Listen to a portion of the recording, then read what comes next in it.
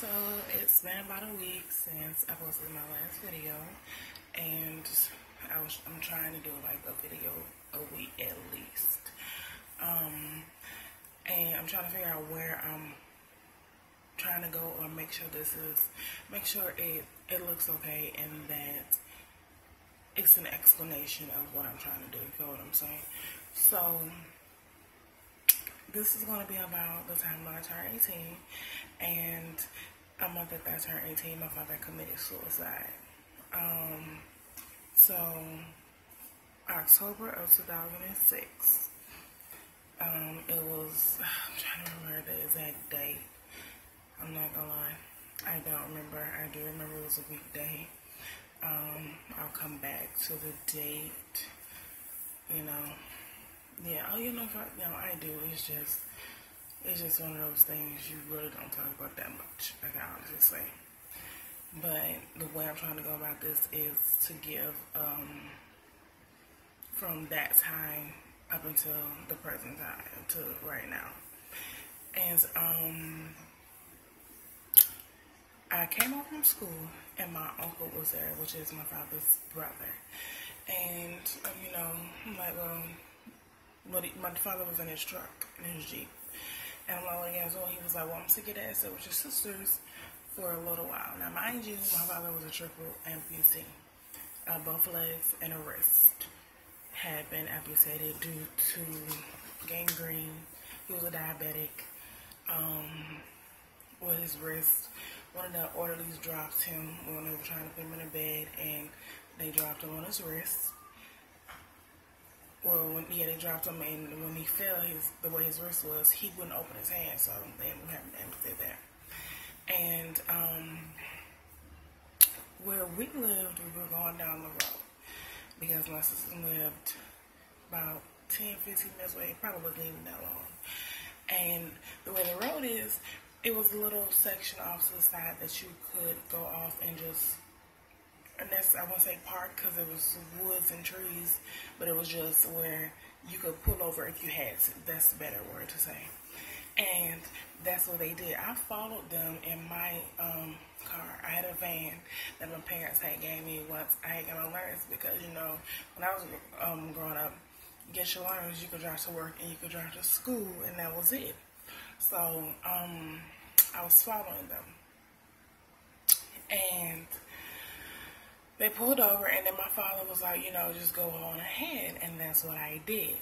And I went, and I was waiting outside in front of my sister's house, and they didn't come, and I had been waiting like 20 minutes at best. It probably was even longer. And instead of going back to my house, because it was further to go to my house than it was to drive to the gas station, because at the time I didn't have a cell phone. And I drove up the street to the gas station, and I was in there, I was talking to my cousin and stuff like that, and I called my mom. And when my mom answered the phone, she was like, just go home. And I'm like, well, why? And she's like, I'll call you, just go home. So, mind you, at the time, I'm not thinking about it. I left. And you know what, I'm lying. I had my license. Sorry, I had to put that in there because I was 18. I had my license. I'm sorry. So, went home. As I was passing by, I still didn't see where my uncle and my dad had got there. They weren't there. So I went home. Nobody was home. My mom had left, and I was in the living room watching TV. I'd say maybe 10, 15 minutes at best. My aunt came, which is my mom's sister. And my aunt always works, even to this day. Always working. So for her to show up in the middle of the day like that, I knew something was wrong. I just didn't know what at that time. So she sat down on the couch and turned TV down. And I cannot remember what she said, because once she said my father, I do remember saying my father shot himself. So once she said that, I didn't hear anything else. And seriously, I don't. And I always said I was going to ask her, but I'm 30 now. So to go back so far and to have cried so much, I'm like, do I really want to talk about it. So I remember her asking me, was I alright? And I was like, yeah. And she's like, are you sure? I'm like, yeah. And I think she asked me that I want to talk about it. I want to say I asked her what happened and where was everybody, and I wanted to go to the hospital, but I think she had told me that my mom told me no. And because I knew other people were there, I remember saying my aunt and my uncles them had came up there. I know my other uncle, because he did it in front of my uncle. My uncle told us that my dad wanted to pull up. My dad had a gun, okay? A gun that he, from my knowledge, he never fired it just in case. You know, probably did target practice, that was about it. But other than that, never used it. And what I didn't know that I know now, that I found out a few years after my dad passed, that my father had been talking about wanting to, I guess, end his life. I remember my mom told me that one day my dad tried to get her to take him outside in the backyard, and he told her he saw a rabbit and he wanted to shoot, but my mom said she was smart in that she knew what he was trying to do. So he told me I'm going to pull over. He wanted to see if he could fire. He fired one shot, and then my uncle said the next thing you know, my father shot himself. And from my understanding, my father did not instantly die. I remember them saying, because I remember they were going to transport him to the hospital in Jacksonville. So, yeah, I want to say he was in a coma. I'm not, like I say, nobody never really told me everything. And I guess with me being young, that they didn't want to, because there were things that I found out years later. And they said he was fighting a little bit, and I guess he flatlined. I don't know. I'm not for sure. Like I said, I didn't get the full story from the hospital, but he passed away because he didn't automatically die when he shot himself.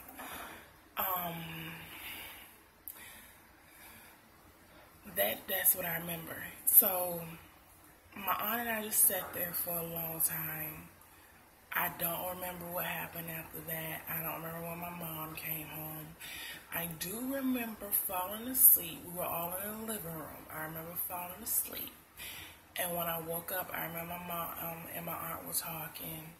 And a couple of my cousins had came over.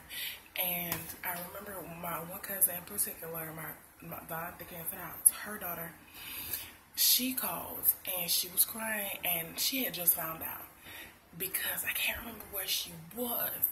So she was crying, and honestly, I had not cried, and it was at nighttime, I remember, because I went and got her with my other cousin. Me and him went and got her, and I was like, I'll go get her, because I want to say she was at work or she was at the house. I can't remember. So we went and got her, and we came back, and by the time we came back, my grandfather and his wife was at my house. And everybody was over there, and, of course, people pass as everyone comes over. So, some way, somehow, my cousin ended up outside. Her and my grandfather and his girlfriend at the time, they weren't married. I don't think they were married. Dang, were they married? I can't remember. I'm sorry. My phone's dying. They got into an argument, and my cousin was mad because he had brought her to the house, and they worked together. That's why. She was mad because she was like, well, why would you bring her, and she's not family? And it was crazy, and it was a lot going on. They were arguing. Next thing I do remember, I just couldn't take it. I broke down. I finally broke down. It was nighttime. It was like 10 o'clock at night, and I got in my car, and I left, and I went to my godparents' house, because my godparents stayed downtown by the waterfront. And I'm trying to cry because, yeah. So my godfather opened the door, and he rushed me in, and he sat me down. That was my godfather, so he had always had big old recliners. And he sat me down, and I was just crying. He was like, breathe. And he went to go get my godmother, because she was in the back. And, you know, they was just telling me to talk about it. And at that time, I was really just, it finally had hit me, you know, because it did not hit me. Hold on. I'm sorry. Hold on. And because I didn't expect Christ. I don't have tissue on me right now. So it hit me, and I was just, you know, I really didn't know what to say.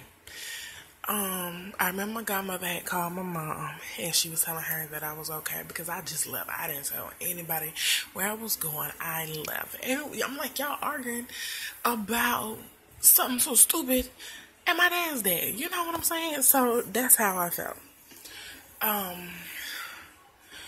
Like I said, I remember, I want to say it was Thursday or Friday, I remember. And I remember that following week that he was at the funeral home.